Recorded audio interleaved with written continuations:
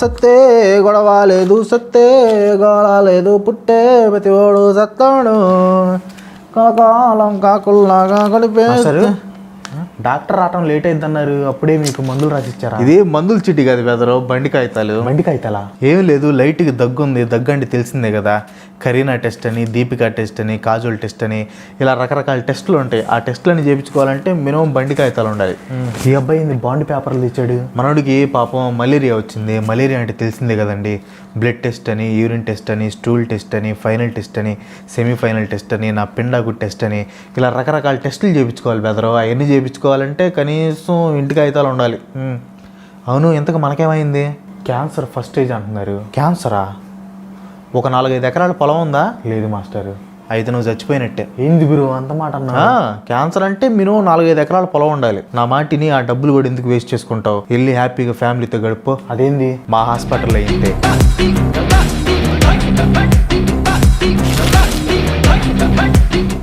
ఆంధ్రప్రదేశ్లో ఉన్న top 10 richest people list చెప్తాను, ఒకసారి చూడండి. వెయిట్ వీడేంటి హాస్పిటల్స్ గురించి చెప్తానని రిచ్ పీపుల్ గురించి చెప్తున్నాడు అని కన్ఫ్యూజ్ అవ్వద్దు. విన్న తర్వాత మీకే క్లారిటీ వస్తుంది. Number 1, Murali Divi and family, Divi labs, pharma industry. Number 2, B Parthasarathi Reddy and family, Hetero labs, pharma industry. Number 3, P Pichireddy, PV Krishnareddy and family, mega engineering and infrastructures, construction industry. K Satish Reddy and family, doctor Reddy's laboratories, pharma industry. G Amarender Reddy and family, GAR, real estate industry. 6, Satyanarayana Reddy and family, MSN laboratories, pharma industry. Number 7, G V Prasad and family, doctor Reddy's laboratories, pharma industry. Number 8, Venkateswarlu Jasti and family, pharmaceuticals, pharma industry. Number 9, PVN Raju, Gland pharma, pharma industry.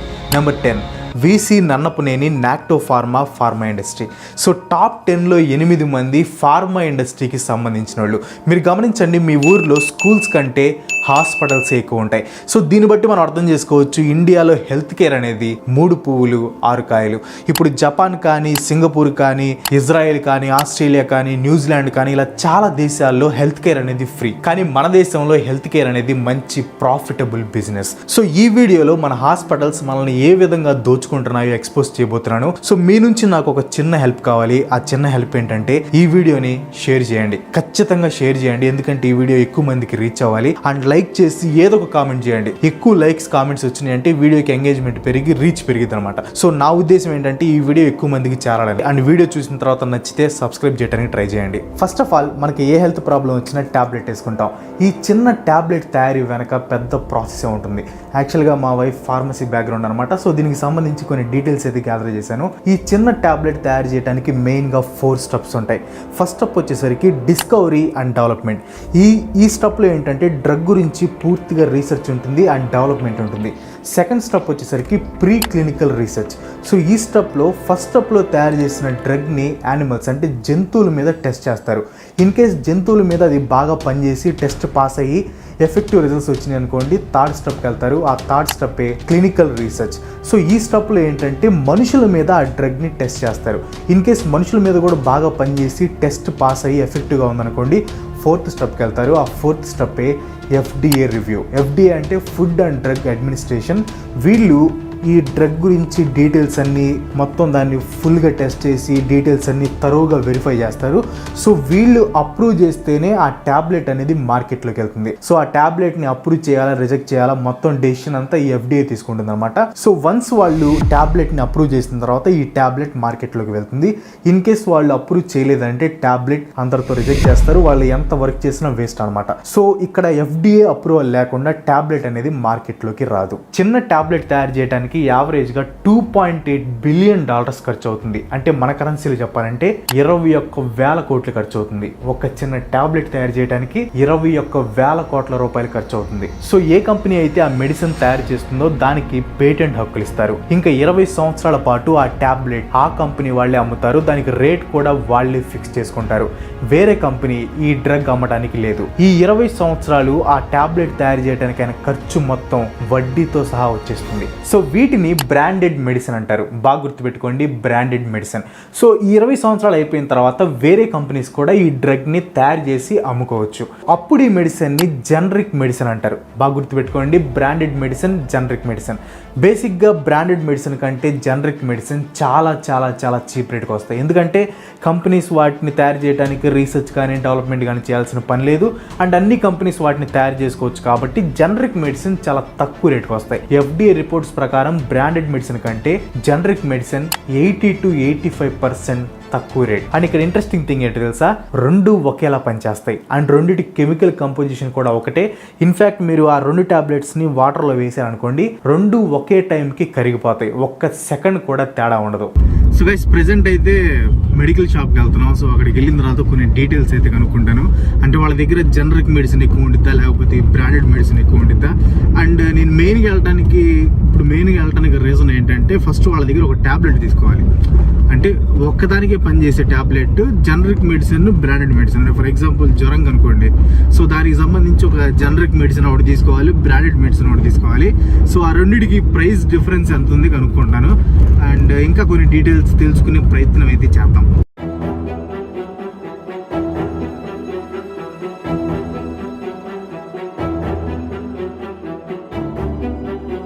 So guys, మొత్తానికి అయితే మనోడి మందుల shop దగ్గరికి వెళ్ళి అడిగాను. వాళ్ళ దగ్గర ఎక్కువ generic medicine ఉంటాయా లేకపోతే బ్రాండెడ్ మెడిసిన్ ఉంటాయని అడిగాను. వాళ్ళ దగ్గర ఫస్ట్ ఎక్కువ బ్రాండెడ్ మెడిసిన్ ఉంటాయంట, తర్వాత జనరిక్ మెడిసిన్ కూడా ఉంటాయి, కానీ బ్రాండెడ్ మెడిసిన్ ఎక్కువ ఉంటాయని చెప్పారు. సో ఒకే దానికి సంబంధించి 2 షీట్స్ తీసుకున్నాను అనమాట. ఇవి యాక్చువల్గా బీపీ టాబ్లెట్లు. ఇది వచ్చేసి A1050, ఇది వచ్చేసి I1050. సో A1050 అనేది బ్రాండెడ్ మెడిసిన్, ఇది I1050 అనేది వచ్చి జనరిక్ మెడిసిన్ అనమాట. సో ప్రైస్ డిఫరెన్స్ చూడండి. I1050 వచ్చేసరికి జనరిక్ మెడిసిన్ 10 రూపీస్, అంటే దీనిలో మొత్తం 14 టాబ్లెట్స్ ఉంటాయి. అండ్ A1050 వచ్చేసి దీంట్లో కూడా 14 టాబ్లెట్స్ ఉంటాయి. ఇది వచ్చేసి 25 రూపీస్. అంటే జనరిక్ మెడిసిన్కి దీనికి 15 రూపీస్ డిఫరెన్స్ ఉంది. అండ్ ఈ రెండు ఒకేలాగా పనిచేస్తే ఏమైనా తేడా ఉండిద్ది అని అడిగితే అసలు తేడా ఏమి ఉండదు, మొత్తం ఒకేలాగా పనిచేస్తుంది అని చెప్పాడు. మీరు చూస్తే ఇక్కడ టాబ్లెట్ డిజైన్ కూడా సేమ్ ఉంది. ఇంకా చెప్పాలంటే ఈ జనరిక్ మెడిసిన్ ఈ పైన ఇదే కొంచెం పెద్దగా ఉంది దీంతో కంపేర్ చేస్తే.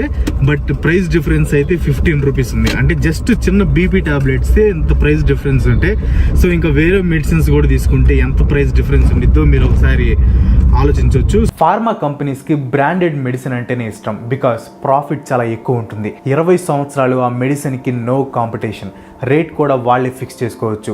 పారాసిటమాల్ అనేది ఒక జనరిక్ మెడిసిన్. దీనికి చిన్న చేంజెస్ చేసి పేర్లు మార్చి మళ్ళీ బ్రాండెడ్ మెడిసిన్ లాగా ఎక్కువ రేట్స్కి మార్కెట్లోకి వదులుతున్నారు. జనరిక్ మెడిసిన్కి బ్రాండెడ్ మెడిసిన్కి అస్సలు తేడా లేదు, కానీ జనాలు మాత్రం బ్రాండెడ్ మెడిసినే బాగా పనిచేస్తాయేమో అనుకుంటారు. Medical Council of India patients కి జనరిక్ మెడిసిన్ ప్రిస్క్రైబ్ చేయాలని డాక్టర్స్ కి చెప్పింది. 2017లో రిలీజ్ అయిన ఒక రిపోర్ట్ ప్రకారం అసలు డాక్టర్స్ పేషెంట్స్ కి జనరిక్ మెడిసిన్స్ రాయటమే మానేశారంట. వరల్డ్ హెల్త్ ఆర్గనైజేషన్ వాళ్ళే అరే బాబులు పేషెంట్స్ కి కొంచెం జనరిక్ మెడిసిన్స్ రాయండి అయ్యా, వాళ్ళకి చీప్ గా ట్రీట్మెంట్ దొరుకుతుంది అని చెప్పారు. కానీ నో యూస్. సో గైస్, ఇప్పుడు నేను చెప్పబోయేది మీలో చాలా మంది ఎక్స్పీరియన్స్ అయి ఉంటారు. మీరు మెడికల్ షాప్కి వెళ్ళి ఒక ట్యాబ్లెట్ అడుగుతారు. దానికి మెడికల్ షాప్ వాడు ఈ కంపెనీ లేదు బాబు, వేరే కంపెనీ ఉంది ఇవ్వనా అని అడుగుతాడు. దానికి మీరు లేదు మాకు సేమ్ కంపెనీ కావాలి అంటాం. వాడు క్లియర్గా చెప్తాడు, జస్ట్ కంపెనీ మార్పు మాత్రమే, ట్యాబ్లెట్ ఒకేలాగా పనిచేసింది, దాంట్లో ఎటువంటి తేడా ఉండదు అని క్లియర్గా చెప్తాడు. కానీ మనం మాత్రం లేదు మాకు సేమ్ కంపెనీ కావాలి అంటాం. డాక్టర్ మీద మనకు అంత నమ్మకం. ఈ సిచ్యువేషన్ మీలో చాలా మంది ఫేస్ చేసి ఉంటారు. ఇక్కడ డాక్టర్స్ ఏం చేస్తారు తెలుసా, వాళ్ళకి కొన్ని కంపెనీస్ నుంచి కమిషన్ వస్తుంది. సో ఆ కంపెనీ టాబ్లెట్స్ ని మనకు రాస్తారు. మీరు గమనించండి, ఒక హాస్పిటల్లో దొరికిన టాబ్లెట్స్ వేరే హాస్పిటల్లో దొరకవు. ఈ ఫార్మా కంపెనీలు ఇండియా హెల్త్ కేర్ సిస్టమ్ని కంప్లీట్గా హైజాక్ చేశాయి. డాక్టర్స్కి డబ్బులు ఇచ్చి పేషెంట్స్కి బ్రాండెడ్ మెడిసిన్ రాసేలా చేస్తున్నాయి. ఒక్కో ట్యాబ్లెట్లో 30% కాస్ట్ డాక్టర్కి కమిషన్గా వెళ్తుంది. అందుకే డాక్టర్స్ కూడా ఎక్కువ మందికి బ్రాండెడ్ మెడిసిన్ రాస్తారు. ఈ ఫార్మా కంపెనీలు ఎలా బ్రెయిన్ వాష్ చేశాయంటే, జనరిక్ మెడిసిన్లు సరిగ్గా పనిచేయవు, బ్రాండెడ్ మెడిసిన్లు అయితేనే బాగా పనిచేస్తాయి అన్నట్లు చేశారు. But both are same. In case ఒక టాబ్లెట్ మామూలు స్టాండర్డ్స్ కంటే జస్ట్ 1 సెకండ్ లేట్ గా కరిగిన 2 సంవత్సరాలు జైల్లో వేస్తారు. అంత స్ట్రిక్ట్గా రూల్స్ ఉంటాయి.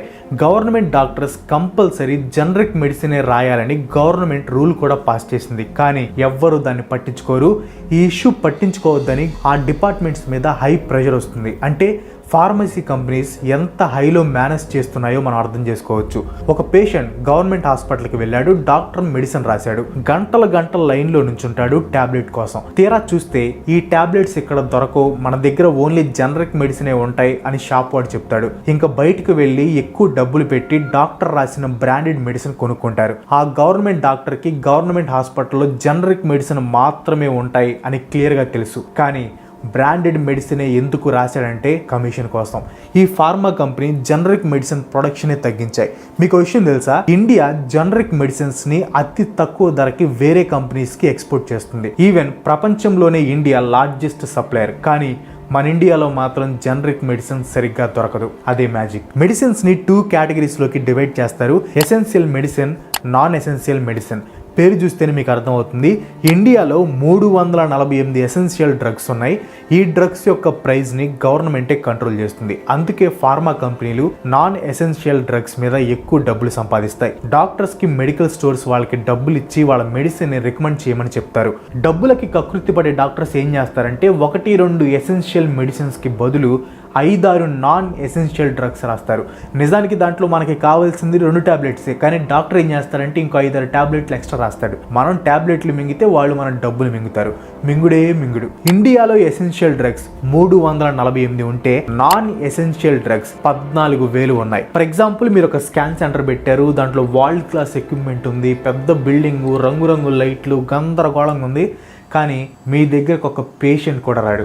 అదే మీ ఏరియాలో ఉన్న డాక్టర్స్ దగ్గరికి వెళ్ళి ఒక డీల్ మాట్లాడుకున్నారంటే అప్పుడు మీ దగ్గరికి పేషెంట్స్ రావడం మొదలు పెడతారు. మీరు ఇప్పుడు నేను గమనించారా, మీరు ఏ ప్లేస్కి వెళ్ళి టెస్ట్ చేయించుకోవాలో డాక్టరే మీకు రికమెండ్ చేస్తాడు. చిన్న వాటికి కూడా టెస్టులు రాయడానికి మెయిన్ రీజన్ ఏంటంటే మీరు టెస్ట్ చేయించుకున్న ప్రతిసారి ఆ డాక్టర్కి కమిషన్ వస్తుంది.